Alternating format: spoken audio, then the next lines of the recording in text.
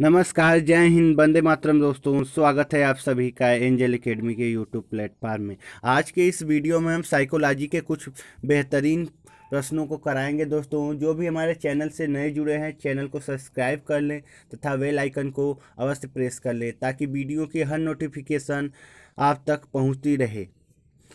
सुबह डेली 8 बजे आपको मनोविज्ञान की वीडियो प्रोवाइड करेंगे। दोस्तों, चलिए दोस्तों, शिक्षा मनोविज्ञान एजुकेशन साइकोलॉजी होता क्या है। सबसे पहले जो है सर्वप्रथम जो है शताब्दियों पूर्व मनोविज्ञान को दर्शनशास्त्र की एक शाखा के रूप में माना जाता था। अगर हम बात करें कि मनोविज्ञान को शताब्दियों पूर्व किस नाम से जाना जाता था, तो किस नाम से जाना जाता था दोस्तों? दर्शन शास्त्र के विषय के रूप में जाना जाता था। चलिए नेक्स्ट पॉइंट की तरफ चलते हैं। नेक्स्ट पॉइंट है मनोविज्ञान को स्वतंत्र विषय बनाने के लिए इसे जो है परिभाषित करना प्रारंभ किया गया। अनेक प्रकार के मनोवैज्ञानिकों ने जिन्होंने क्या इसको एक स्वतंत्र विषय बनाने के लिए परिभाषित करना प्रारंभ किया है। उन्होंने बताया कि साइकोलॉजी शब्द की उत्पत्ति जो है, मनोविज्ञान जो है, साइकोलॉजी शब्द की उत्पत्ति गैरेट के अनुसार ग्रीक अथवा लैटिन भाषा में दो शब्दों से मिलकर बना है। किससे मिलकर बना है दोस्तों? साइके प्लस लोगोस से मिलकर बना है। गैरेट थोड़ा जो है, गैरेट के अनुसार जो है ग्रीक और लैटिन भाषा में जो है साइकोलॉजी किससे मिलकर बना है? साइके प्लस लोगोस से मिलकर बना है। जो कि साइके का अर्थ होता है दोस्तों, साइके का अर्थ होता है आत्मा तथा लोगोस का अर्थ होता है अध्ययन करना। लोगोस का अर्थ क्या होता है? अध्ययन करना होता है। आत्मा शब्द को आधार मानकर 16वीं शताब्दी में सर्वप्रथम मनोविज्ञान को आत्मा का विज्ञान माना गया। जो है, अगर हम बात करें कि आत्मा शब्द को जो है आधार मानकर 16वीं शताब्दी में सर्वप्रथम मनोविज्ञान को जो है आत्मा का विज्ञान माना गया। चलिए नेक्स्ट पॉइंट की तरफ चलते हैं। नेक्स्ट पॉइंट है आत्मा शब्द की स्पष्ट व्याख्या नहीं होने के कारण 16वीं शताब्दी में भी जो है ये परिभाषा अमान्य हो गई। चलिए नेक्स्ट पॉइंट की तरफ चलते हैं। नेक्स्ट पॉइंट है, अब इसके बाद 17वीं शताब्दी में क्या हुआ दोस्तों? 17वीं शताब्दी में इटली के मनोविज्ञान पोम्पोलॉजी एवं उसके सहयोगी था विज्ञान कहा। जो है 17वीं शताब्दी में दोस्तों जो है मनोवैज्ञानिक, इटली के जो मनोवैज्ञानिक थे पोम्पोलॉजी और उनके सहयोगी जो है थास्डरीड ने मनोविज्ञान को मन या मस्तिष्क का विज्ञान माना। अगर आपके एग्जाम में आ गया कि मनोविज्ञान को मन अथवा मस्तिष्क का विज्ञान कि कौन सी शताब्दी में माना गया, तो आप क्या बताएंगे? 17वीं शताब्दी में हुआ। मनोविज्ञान की बेहतरीन वीडियो को पाने के लिए एंजल एकेडमी का यूट्यूब चैनल सब्सक्राइब करें।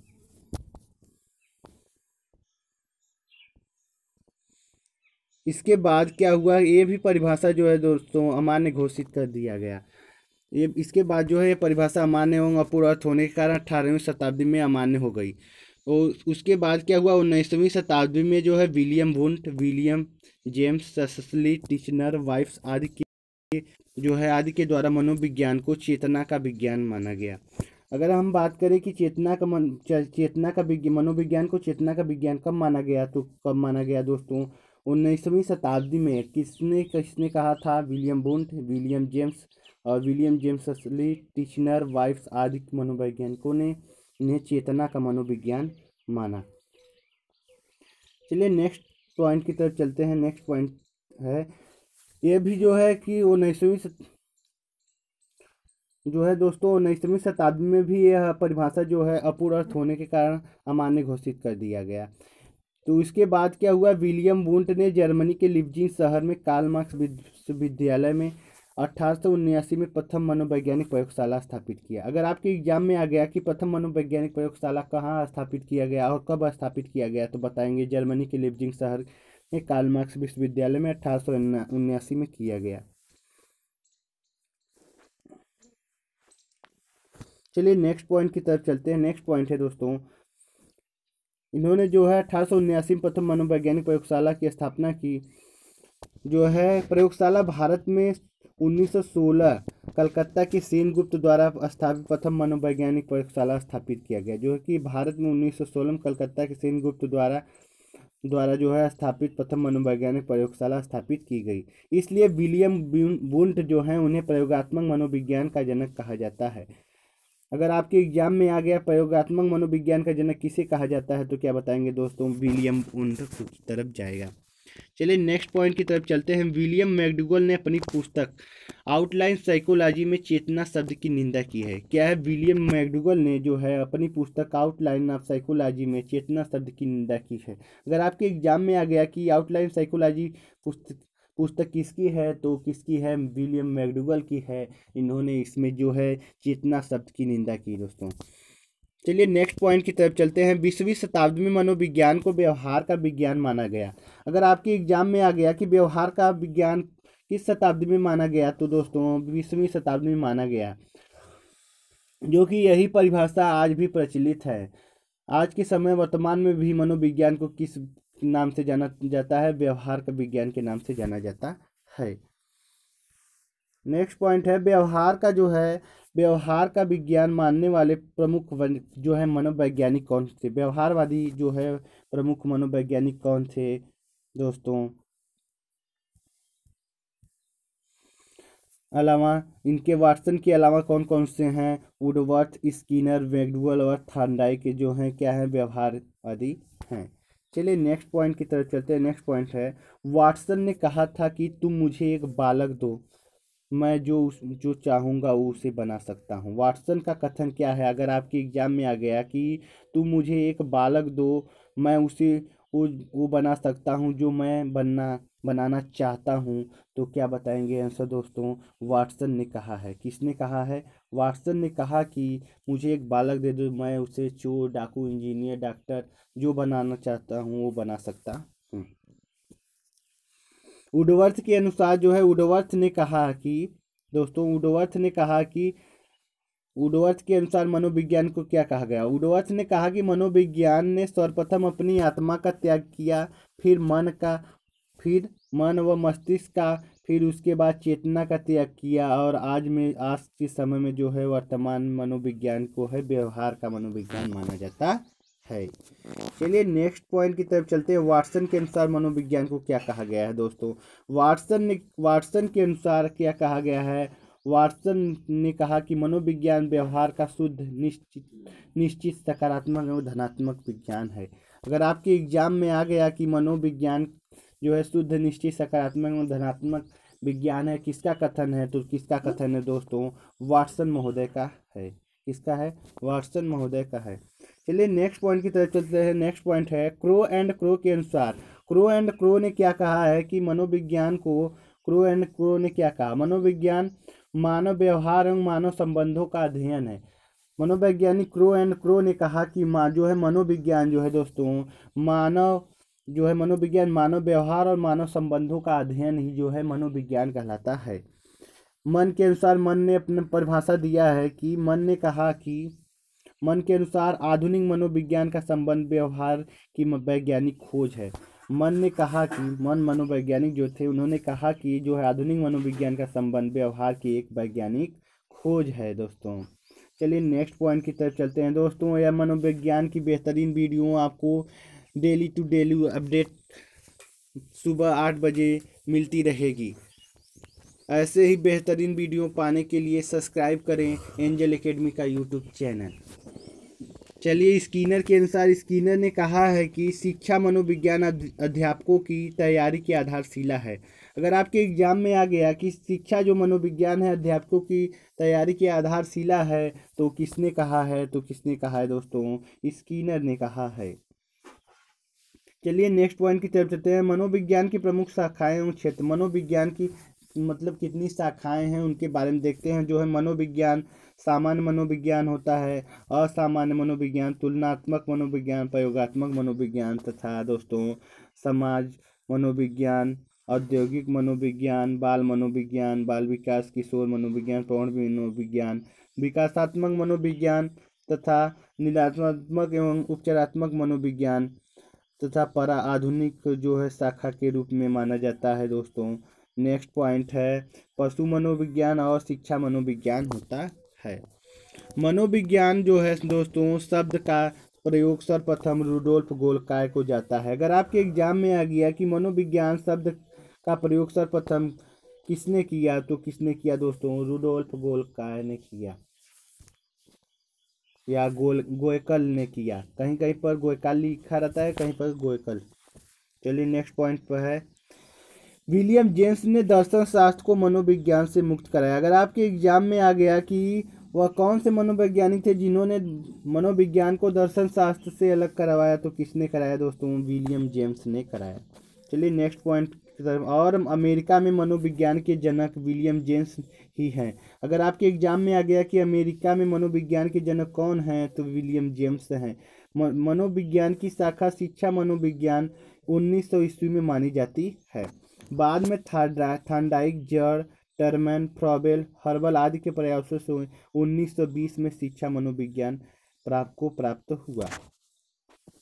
चलिए नेक्स्ट पॉइंट की तरफ चलते हैं। अगर आपके एग्जाम में आ गया कि प्रथम शैक्षिक मनोवैज्ञानिक कौन है, तो प्रथम शैक्षिक मनोवैज्ञानिक दोस्तों थॉर्नडाइक को माना जाता है।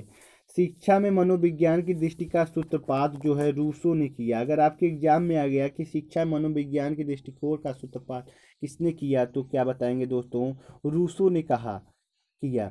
उन्होंने अपनी पुस्तक, रूसो ने जो है अपनी पुस्तक ईमेल में लिखा है कि जो है शिक्षा संस्कृत के शिक्ष धातु से मिलकर बना है।